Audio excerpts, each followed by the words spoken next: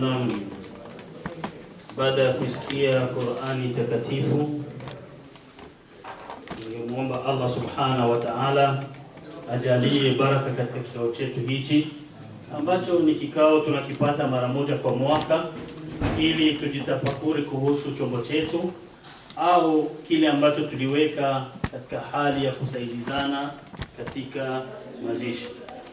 Wengi watajiuliza kwa nini mazishi ya heshima na huku pembeni kuna ikhlas? Kwa sababu ni umma mmoja na hizi harakati zote zinapatikana kwetu sisi. Wale ambao watachangia kwenye ikhlas tutakuta kwenye mazishi, wale wanachangia kwenye mazishi wako kwenye ikhlas. Kwa hiyo tulipendelea kwa wale ambao watakuwa hawajaipata habari ya ikhlas wapate fursa ya kuona na waijua, wazidi kuiunga mkono. Patakuwa nafasi ya kama dakika 5 kwa kiongozi wa ikhlas aje tufahamishe kwa wale ambao watakuwa hawajapata nini habari ya ikhlas inshallah. Lakini kwenye programu yetu sisi tutakuwa na programu ya kuleta procès verbal ya yale ambayo tulipitia mwaka jana, alafu tutatizama fuko letu linaendelea vipi na ni kipi tulikifanya na ni kipi hatukukifikia. Alafu tutaleta mabadiliko ambayo yanapatikana katika chombo chetu, na hii itatupelekea katika mabadiliko. Mtayaona mengi ambayo tutajadili. Tutakwenda kipengele kwa kipengele na tunachukua uamuzi ili tuweze kushirikiana kwa pamoja kwenye uamuzi. Mwisho wa mkutano tuwafikie kile ambacho tunakuwa tunapendelea tukifikie. Alafu tutatizama ni vipi tutamudu wanamemba wetu ambao wako kinyume na Belgique, wakiwa Ufaransa au Uholanzi. Alafu tutizame mabadiliko yatakayopatikana kwa kujiandikisha. Kabla ilikuwa mfumo wa kujiandikisha moja kwa moja, pale tu mchango wako umeingia kwenye akaunti unakuwa umeandikwa. Lakini hivi tunataka tujifunze upya, kwa sababu mbinu za mwanadamu zinakwenda kinyume na yale ambayo sisi tulikuwa tunalenga.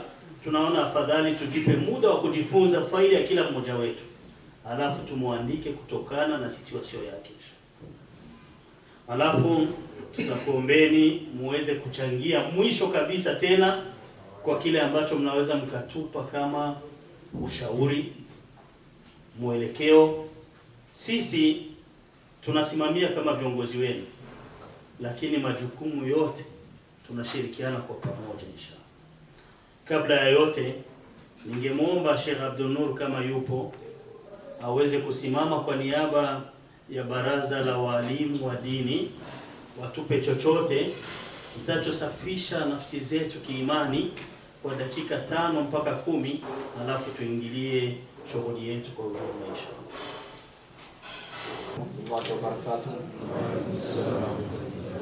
Alhamdulillah wa kafa, salatu wa salamu ala man la nabiyya ba'da, sayyiduna Mustafa maula salawatullahi wa salamuhu alayhi, amma ba'd. Ashukuru Allah subhanahu wa ta'ala. Mwisho mwema ni kwa wacha Mungu wanaomcha Allah subhanahu wa ta'ala, na wala hapana wadui baina ya mja na Mola wake ila kwa yule kiumbe ambaye atakayedhulumu nafsi yake. Nazaka zada na rehema zimwendee kiongozi wa umma wa mwisho wa mtume wetu Muhammadin sallallahu alayhi wasallam. Ni mtume bora, mtume ambaye alitumwa kuwa rahmatan lil alamin, kwa watu wote.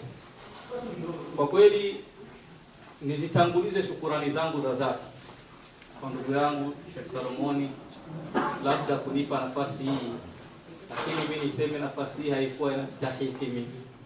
Labda tu ningeliomba fadhila tu doktor, ingao shekhe aniidhinie kwa hilo, tumpe yeye ingao azungumze ingao kalima chache, alafu inshallah mengine aendelee parapora ya mimi kusimama mbele yake. Kwa kweli naona hai Shekhe amezidika. Na ni idhini ya simama kwa idhini ya doktor inshallah. Kwa kweli nianze na kushukuru viongozi ambao waliandaa chombo hichi. Chombo hichi ni chombo muhimu sana, ambapo Mwenyezi Mungu Subhanahu wa Ta'ala alizungumza ndani ya Qur'ani akionyesha namna aliwaumba waja wake na namna waja wake watarejea kwake. Allah Subhanahu wa Ta'ala alizungumza akisema, baada a'udhu billahi minash shaitani rajim, minha khalaqnakum wa fiha nu'idukum wa minha nukhrijukum taratan ukhra. Kwake Allah Subhanahu wa Ta'ala tuliumbwa kutoka kwake Allah Subhanahu wa Ta'ala. Lakini alituumba vipi? Tulitoka wapi? Tazama mwanzo wa mwanadamu kuumbwa, aliumbwa kutoka ndani ya udongo na akaumbwa na Allah Subhanahu wa Ta'ala. Allah hakuishia hapo, lakini Allah akaonesha tena mtarejea kule kule tena ndani ya udongo. Na baada ya hapo Allah Subhanahu wa Ta'ala ndipo alipozungumza akasema, na baada ya hapo tena mtarudi tena mfufuliwe tena kutoka ndani ya udongo kuelekea kwake Allah Subhanahu wa Ta'ala kuhesabia waja wa Allah. Bila shaka tunafahamu ya kwamba kila mtu atakufa, na hilo Allah alisadikisha ndani ya Qur'ani, ambapo alizileta kauli tatu ndani ya Qur'ani, lakini tuchukue moja tu ambayo ni ya muhimu sana, ambayo iko katika surati Al-Imran. Mwenyezi Mungu Subhanahu wa Ta'ala alisema, baada a'udhu billahi minash shaitani rajim, kullu nafsin dha'iqatul maut wa innama tuwaffawna ujurahum yawmal qiyamah faman zuhziha 'anil nari wa udkhila aljannata faqad faza. Kisha Allah kasema mwisho wa aya, wamal hayatu dunya illa mata'ul ghurur. Mwenyezi Mungu Subhanahu wa Ta'ala alisema ndani ya Qur'ani, baada a'udhu billahi minash shaitani rajim, kullu nafsin dha'iqatul maut, kila nafsi yoyote itaonja umauti. Uwe ni mzee utakufa, uwe ni kijana utakufa, uwe ni binti utakufa, uwe ni mama mzima utakufa. Na hiyo Allah akaashiria kuwa kila nafsi yoyote lazima itaonja umauti. Kisha Allah ndani ya Qur'an akasema, wa innama tuwaffawna ujurakum yawmal qiyamah, yule ambaye kila mtu atalipwa ujira wake kamili siku ya Kiyama. Kiyama kisimama, kila mtu atapewa ujira wake kamili sawa na yale ambayo aliyoyachuma, aidha aliyotanguliza mbele yake Allah Subhanahu wa Ta'ala.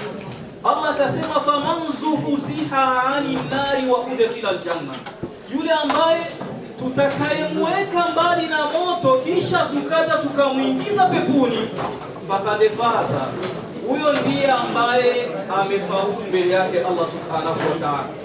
Sio mwenye kufaulu ni ambaye labda maisha yamemuongokea duniani, sio mwenye kufaulu labda ni yule ambaye amependeza, sio mwenye kufaulu yule ambaye labda akaunti zake zinaliki pesa nyingi sana. La wallah, bali Mwenyezi Mungu Subhanahu wa Ta'ala alisema yule ambaye tutakayemweka mbali na moto kisha tukamwingiza peponi, faqad faza, huyo ndiye alifaulu. Allah akasema, wamal hayatu dunya, na hapa ndipo ambapo tunalenga sisi. Allah anasema, wamal hayatu dunya illa mata'ul ghurur, haukuwa uhai wa dunia isipokuwa ni starehe ya udanganyifu. Na hapa ndipo pengi labda tuzungumze kuwa wengi tunapumbazika hapa. Kila mtu akijiona labda ni mwenye afya nzuri, na mwingine anajiona kuwa labda maisha bado yanamwelekea vizuri, yanaona amemaliza, na labda na wengine kuona kuwa kabisa hatutohitajiana. Lakini Allah Subhanahu wa Ta'ala kaweka kikomo cha mwisho kuonesha kuwa lazima tu itafika fasi ambapo watu tutahitajiana. Na ndio maana Mwenyezi Mungu akasema kuwa wamal hayatu dunya illa mata'ul ghurur, haukuwa uhai wa dunia isipokuwa ni starehe ya udanganyifu. Waja wa Allah, ndugu zetu hawa ambao walianzisha chombo hichi walikaa chini wakawa na mtazamo wa mbali sana, ambapo labda wengi wanatazama mtazamo huu wanauchukua kuwa ni mtazamo wa kawaida. Lakini wallahi ukija kutazama, hawa ndugu zetu walifanya kitu ambacho ni cha maana sana. Hawakukosa vita, kwa sababu hii ni asili ya mwanadamu. Akianzisha jambo la kheri lazima atakumbana na mengi ambayo yatakuwa ni yenye ambayo hayaridhishi. Kikubwa tu nianze kuwaomba ndugu zangu, kaka zangu hawa ambao walianzisha chombo hichi na labda wakawa wanakipeleka kwa njia ambayo anayotaka Allah subhanahu wa ta'ala, na kutaka sisi wote turidhike na sisi wote tuone kuwa wanatutendea haki, lakini nina imani kuwa wanakumbana na vikwazo vingi katika njia wanayoipita. Nitawaomba wawe na subra, maana katika mambo ya kufanya kazi ya Allah subhanahu wa ta'ala kuna mitihani ambayo iliyokuwa mingi, na hautofanya kila kitu kwa kutaka umridhishe mwanadamu eti aridhike, mahma kana, haitowezekana. Kuna wale ambao wataona kuwa labda wanapatia, kuna wengine wataona kuwa ndugu zetu hawa hapana, hawapatii kwa kweli, na kuna wengine watatafuta kasoro tu ili mradi waoneshe kuwa ndugu zetu hawa kuna nafasi walikosea. Na hivyo tu tutazame mazuri wanayoyafanya na tuwapongeze pale ambapo watakapokuwa wamepatia, tuwaunge mkono, nasi tuwaoneshe kuwa tuko pamoja nao ili wafike kwenye malengo yaliyokuwa mazuri, tena malengo makubwa.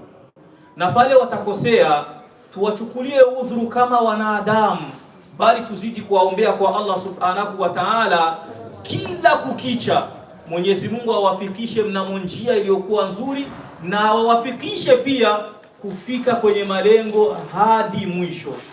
Ndugu zangu ni waumini, haya wanayoyafanya si kwa ajili yao tu, bali ni kwa ajili ya umma mzima. Ndio maana ilazimike watu wale ambao hawajajisajilisha wawe na moyo wa kuweza kujisajilisha, na wale ambao labda wamekwisha jisajilisha wawe na moyo wa kuweza kuchangia, endapo kama alivyozungumza ndugu yangu Sheikh Salomoni, pale ambapo pataonekana kuwa kuna makosa ambayo yapo, wanahitaji ushauri wenu.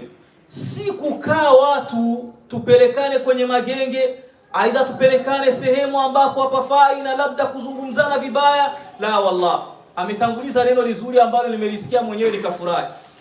Tupeane nasaha. Tunahitaji mtupe nasaha zenu, tunahitaji mtuelekeze pale ambapo tutakuwa tumekwenda kinyume, mtuelekeze. Ni maneno mazuri haya.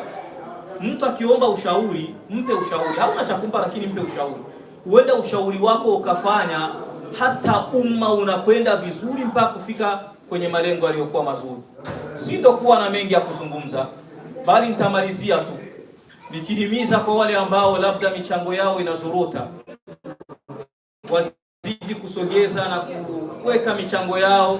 Huenda kama hata haitowafaa, huenda hata ikawafaa watu wengine na wakapata ujira mbele ya Allah subhanahu wa ta'ala, kwa sababu Mwenyezi Mungu subhanahu wa ta'ala alisema ndani ya wama tuqaddimu li anfusikum tajiduhu inda Allah. Hatoweza mwanadamu yoyote kutanguliza sadaka yake yoyote, aidha kujitolea katika njia yake Allah subhanahu wa ta'ala chochote na kukitanguliza mbele yake Allah subhanahu wa ta'ala, isipokuwa Allah kasemaje? Tajiduhu inda Allah, isipokuwa mtu huyo atakikuta mbele yake Allah subhanahu wa ta'ala. Waja wa Allah, nimalizie nikimwomba Mwenyezi Mungu subhanahu wa ta'ala atuweke miongoni mwa waja waliokuwa wema, minalladhina yastami'una alqawla fayattabi'una ahsana. Atuweke miongoni mwa waja ambao wanaosikia maneno yake na wakawa ni wepesi wa kuyafuata, na pale ambapo Mwenyezi Mungu subhanahu wa ta'ala taona kuwa ndugu zetu wanakosea, tunamwomba Allah subhanahu wa ta'ala wasamehe na awaelekeze njia iliyokuwa sahihi na waweze kuifuata. Na pale ambapo Mwenyezi Mungu subhanahu wa ta'ala taona kuwa wanapata uzito, Allah awarahisishia, awekee wepesi, iwe sababu ya kuwarahisishia katika mambo yao. Pia nasi nikimwomba Mwenyezi Mungu subhanahu wa ta'ala atujalie, atupe mwisho mwema.